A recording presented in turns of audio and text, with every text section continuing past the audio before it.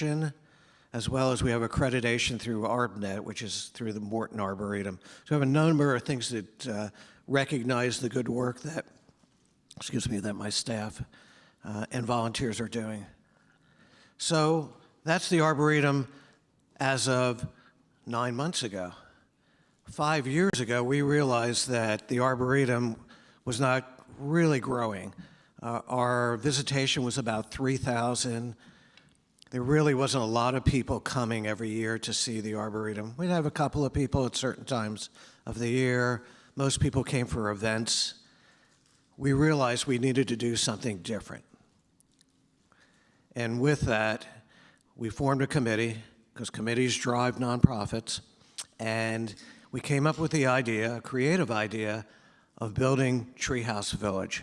How many people have been to Treehouse Village? Okay. Did you come with your kids? Do you have kids? Yes. You did, okay. Usually that's a driving force. They're older. Yeah. Okay, you came for yourself. Okay, very good. So this idea was to create a space that would attract young families and would attract grandparents and their kids. And I think you've been out, right? You have, yes. And we wanted to bring a whole different demographic. Most of the people that were coming to the Arboretum were my age and older. And I won't tell you how old I am. But it was mostly my age and older, and we wanted to flip that. We knew we had to take a risk for potential gain, and there was a lot of risk. We had to raise, for a small organization, we had to raise over $2 million, which is not easy in the middle of Boone County, where there's not a lot of corporate support or presence in that county. And so that was a really big challenge. But we decided to take that risk. We hired a company out of North Carolina, Beanstalk Builders, great name for a builder. And they had designed and built tree houses, but one of the things that really attracted me was that they had a play area. So not only could they integrate tree houses into our woodland area, but they could build a play area that would also integrate into it. And the other thing that was really important to us, because one of our goals was to be accessible, was to create a space where people could come if they had wheelchairs or other disabilities to be able to get around in this space, which is no easy challenge when you're trying to design into a woodland area. So we had many bridges to cross. We also had a couple of walls to climb up, but we were able to do that and work with our partners, because you can't do this alone. It was a very heavy lift for a small organization. And we built connections and relationships with a lot of people in our community, in different communities. There were a lot of people that helped us get there. We wanted to make a difference in our community. We wanted to offer an outdoor area that would attract people to the outdoors, to learn about nature, to get away from their screens, to integrate and be with their families and be outdoors. And we really did accomplish that. Love this picture with the hand on the back. It's a great shot. We were willing to take the ride to create something great and stay true to our mission. And that was, again, another challenge for us, especially staying true to our mission, and I'll talk a little bit more about that later, but we are a public garden with an attraction, and we wanted to make sure that we continue to be a public garden. So on September 5th of last year, we cut the ribbon, and over the next 12 weeks, which is the season we were able to stay open, it was incredible. It was life-changing, not only for our organization, but people that came to see Treehouse Village. We had adaptable equipment within Treehouse Village. We had a lot of different types of activities that children could do outdoors. And I've sat out there watching people. It's really neat to watch people. I don't think I see Other than the parents sitting on the side, I don't see any kids with phones or anything like that. It's a neat watch. Generational connection, as I said earlier, grandparents with their grandkids, family fun. I mean, it's doing everything we wanted it to do, but again, you remember what I said earlier about it being a risk. You just never know until you bring it to life what it's going to do and what it's going to do to your organization and what it's going to do to your community. You can do all the planning, and I did 5 years of planning with a lot of good people, but until you bring it to life, you don't know. And like I said, we took a lot of risk and a lot of challenges, but we were able to rise to those challenges and bringing families together. This was the lead donor and his family that helped us. As I said earlier, we raised $2.1 million for this project, brought in over $400,000 in grants, and got a lot of support from our members and people. It was amazing because when we told people about this project, it wasn't a hard sell. People really got behind it and really believed in it and thought it was a neat idea. We've also started doing a lot of new programming around this space. Anyone looking for a micro-wedding can get married in a treehouse. This year we're doing tree houses at twilight, and that's going to be coming up with music, and it's more geared towards a younger crowd, and it's should be a neat thing for us to try. Something that we learned so much, and I'll talk a little bit about what we learned, because it's so important when you do a project like this that you listen to people, get their ideas. We've made some tremendous changes just from listening to people as they use this area. But our biggest surprise is this is an area, school buses. In the 14 years I was at the Arboretum, I saw maybe 3 school buses. And now we have school buses coming in May, school bus season, camps, homeschoolers, thousands of kids are coming to the Arboretum. It's just something so new. The sounds of kids having a good time is incredible. I often look at and talk to the people coming into the Arboretum, and one of the things that is of interest is I look at the kids, and if their cheeks are red, I know they've had a good time.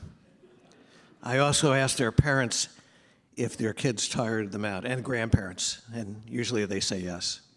But this is a whole new thing for us, and we did a lot of planning for this in anticipation that it would happen, but again, until people start calling you, you don't know, and people are calling. We created some really neat outdoor experiences with natural materials where kids can build huts and buildings and all kinds of things. One day I came in, and there's a loop for Treehouse Village, and there were 12 of these structures all around Treehouse Village. I couldn't believe it. It was like one of these days that all the architects in the family came and started building things, and it was just an incredible sight to see and to know that we impacted people in a positive way. They weren't sitting at home with their phones, they were out building things with natural materials. We also have graphics out along the trails to make it a learning experience depending on what your interests are. A lot of good things coming down the pike with this. So let's talk about the numbers. As I said earlier, over that 10-week period, we broke all attendance records for us, and we had over 12,000 people show up. And it may not sound like a lot compared to a football game, but to us, it was incredible. It was incredible. So over the next 9 months, which brings us to today, of which 3, close to 4 months we were closed, right now we have 21,000 people that have come, and the year's not over. So it's been really a positive thing to us. As I said earlier, we flipped our demographics to younger families and grandparents and their grandchildren and others. It's been really a positive thing. Our membership has doubled. our membership person is very busy now. So people have been joining so they can come back, and there's also other benefits from being a member. Our revenue in our gift shop and admissions has increased exponentially. It's been really a positive thing for us. And this is all over a 9-month period, excuse me. So what did we learn? Well, we learned that people are coming from as many as 17 states, coming from all over Iowa. It's really a neat thing to see, and people are coming. People are staying longer. Before, people were staying about 45 minutes. If they stayed that long, they'd walk around our main campus and then leave. Maybe they would walk across the street. Now they're staying 2 hours or longer. It's really a positive change. As I said earlier, we're attracting new audiences. A lot of homeschoolers are coming because we're offering extra programming. So they can come, they can learn about nature or plants or something that they're studying, and then they can go play in Treehouse Village.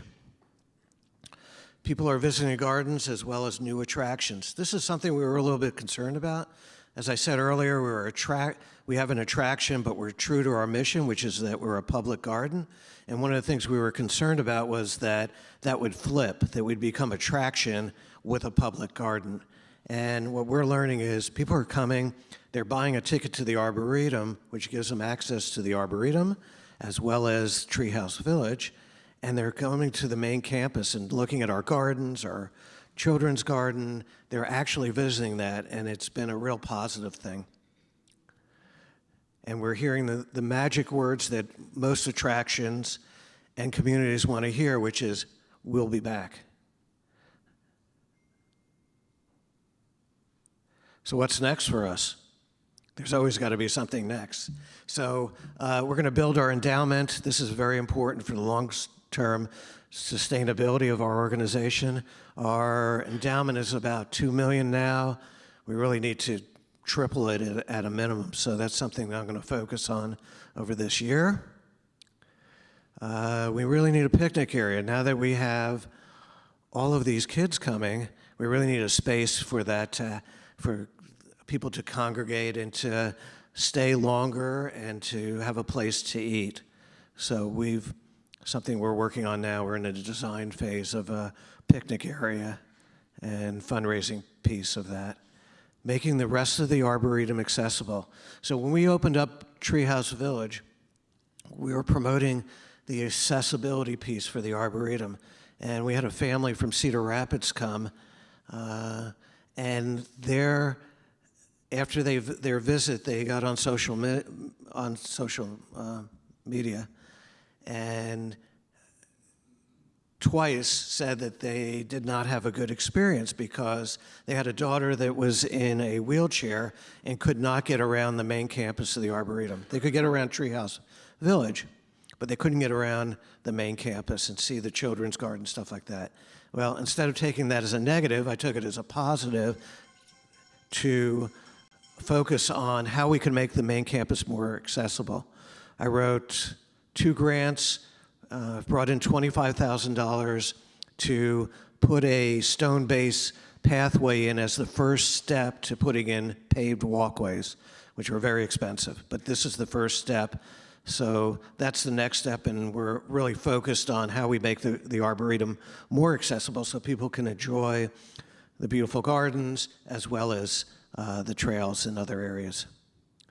And we're looking for possibly another area for a little bit older children, 13 to 17-year-olds, since we're really reaching the 5 to 12-year-olds and younger. Impact on the Arboretum. So we've learned a lot. There's been a lot of great recognition for the Arboretum. What we used to hear was, where is the Arboretum? What is the Arboretum? I've heard of it. I've driven by your sign thousands of times, but never came in. It's a different story now. Now people are coming. They've heard of us. We're doing a lot more marketing, which is important. We've been able to hire new people, so what we've done is we've reinvested what we're making back into the organization to hire new people operations people, educational people. We continue to be entrepreneurial. Now, it's not usually something you hear for nonprofits. Usually, a nonprofit is not supposed to make a profit, but if you're not making money, you're not keeping your doors open, you're not able to pay your staff, it's kind of a misnomer for a nonprofit to be called a nonprofit. But I think that if you're entrepreneurial, you're looking for the next thing, you're trying to raise awareness, I think that it's an important step. It's not easy because you do have guidelines that you have to follow in that, but it is something you have to do every day. As I said, we're creating new programs. We are improving the quality of life in this region. By opening this up, we're getting people outdoors. They're giving people an opportunity to learn and connect with nature, and that's an important thing. And if you're selling a business to come to this area, we have wonderful public gardens, Ryman Gardens. We have all kinds of things in this region. Boone County has a whole menu of things that you can do. It's part of the quality of life here, and if you want to sell this area, these are the things that people are looking for when they come here, and we just added to it. We've expanded our community. One of the things I did at my former job at the Virginia Zoo was I hired and worked with and developed programs for people with disabilities. Very important. And now the time was right that I was able to do that, and we've hired people to help us at the Arboretum that have special needs and integrating them into our whole operation, which is important. We're building traditions. So we can hold programs and people can come, but now people are coming back. They're coming back for different programs, for weddings, anniversaries. You know that you have arrived, and we're still working on that arrival, but when people come back for those traditions, really important. So we know it's important to celebrate our successes, but the key to that is we don't want to get out ahead of our skis here. Our success has been good, but we really want to temper it by understanding that we have to understand how we got here, what we did, and evaluate it, and make sure that the next steps are as planned and important as they were to get us to this point. And we need to be gracious and humble and know that there will be other opportunities if we're looking for it. And that's not me up there, so. As I said earlier, and I go back to it so much, is that we are a public garden, and we want to stay true to that. But now we have an attraction that's really helping to change who we are as an organization. I want to show you this short video. It speaks highly to what we have accomplished here, an Arboretum for all.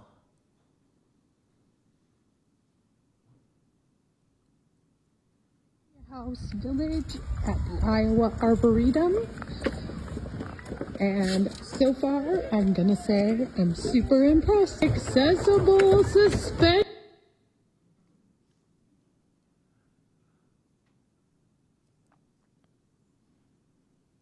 Minute, buddy, are you gonna go swinging? Let's go ziplining. Ready, set. Ready, set, go! Whee! Whoa, that was so fun! Is that fun? Do you like to swing?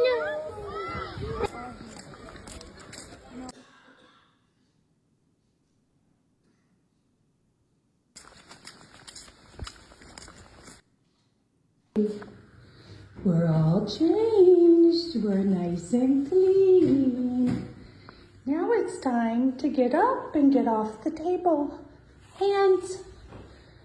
Hands. Yeah, it's your time to get up and get off the table. And you can do it all by yourself. Like a So part of our planning was to plan that if we were going to invite people that had accessibility challenges, that we needed to make sure that we had the right things in place. So I wrote a grant for an adult changing table. I think there's maybe 9 or 10 in the state, and I know Iowa DOT was installing them, but we knew that people were not going to come if they didn't have the right facilities for people. So this grant really helped out, and you can see that there's one parent that really enjoyed their visit when they came, and there weren't any challenges for them to take advantage of that.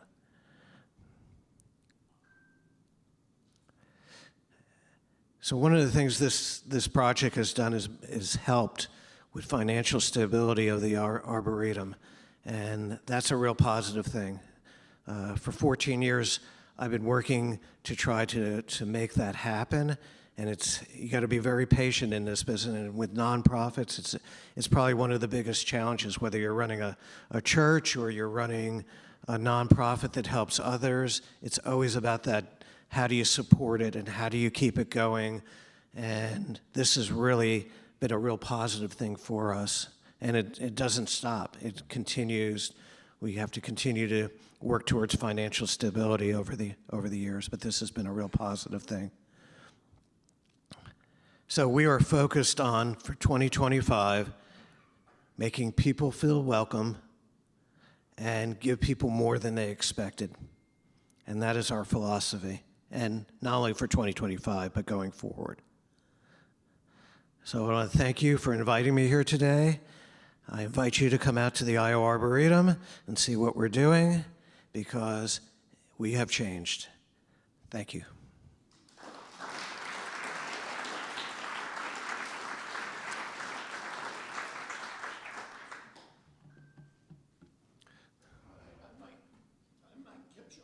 Hi, Mike. Just had a question on volunteers. Do you have volunteers do weeding and planting? The question is, do we have volunteers that weed and come out and help us? Most volunteer groups, most organizations don't open up without volunteers. Our volunteers are incredible. I don't even think we would have opened Treehouse Village if it wasn't for our volunteer. We have a tech volunteer that comes out twice a week and helped us with our technology. When you celebrate your successes, some of the smaller ones are as big as the big ones. One of the things we were able to do with our friends from Huxcom Communication was to bring a fiber optic line down the road 3 miles to the Arboretum so that we could enter the 21st century. And even though it sounds like a small thing, when you're out in the middle of nowhere or out in the middle of somewhere, it's tough, and that was a big accomplishment. But Michael, the volunteers are very critical to our organization. They do weed. We have some that cut grass. They help us with special events. They help us in the office. They help us all over. Always looking for volunteers, and it's a family. We're a family there, so it's great. Thank you for your question. Yes. I'm Carl Byrne. Hi, Carl. Could you talk about the trees and how the derecho affected you? Okay, great question. So the question was about the derecho and how that affected us. So August 10th, 2020, we were hit with a straight line storm called a derecho. On August 9th, I didn't even know what a derecho was. August 10th, I was educated by it. A 45-minute storm, straight wind storm, hit us directly. I would say we were probably one of the first to get hit. We lost over 350 specimen trees. We had over $300,000 worth of damage to the Arboretum. And for most nonprofits, that probably would have broke them. After we cried for about another hour, we got on our hands, we got back on our feet, and started working on a number of things. One is that the staff and our volunteers jumped in and started doing cleanup because we had trees laid out all over the Arboretum, over the 40 acres, and into our woodland areas. So our trails were closed. So that was a year of COVID, and so we closed for 3 months because no one knew what to do in March of 2020. We reopened because then we realized everyone wanted to go outdoors and be outdoors at public gardens and parks and stuff like that. Then 3 months later, we closed because we got hit by the derecho. We had a little bit of insurance money. Insurance does not cover trees, and so we lost all those trees. We did fundraising. We raised over $140,000, which we used to replant the Arboretum and do cleanup and hire some professionals to help us where our volunteers and staff couldn't, and which was really, our community really helped us there. And then I spent 2 years on a FEMA grant and received about $118,000 to help us with the cleanup piece. I'm not sure I'm ever going to get that 2 years back, but it did help us get out of that, and it didn't really slow down Treehouse Village because right after that we jumped into that. So it was a challenge, but it was one that we met, and we really moved this organization forward, and we haven't stopped since. So yeah, but I wouldn't wish it on anyone, but it was something that we worked through and got through, and it came out the other end in a good place. So it was good. Anyway, other questions? Okay, thank you. Thank you.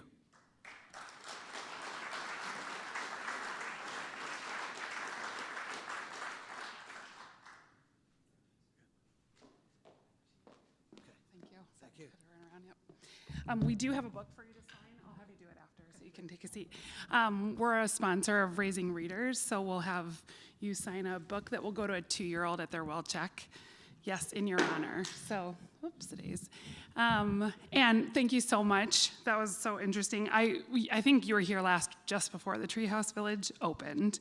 So it's cool to see the pictures and all the kids there. We've got to make a trip this summer. So thank you again. And I pulled my kindness quote to end the day with, I'm sure you've all heard this one, but it's a good one nonetheless. I've learned that people will forget what you said, people will forget what you did, but people will never forget the way you made them feel. So have a wonderful day, everyone. Please join me in the 4-way test.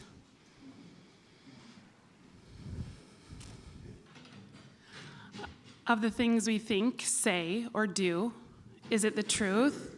Is it fair to all concerned? Will it build goodwill and better friendships?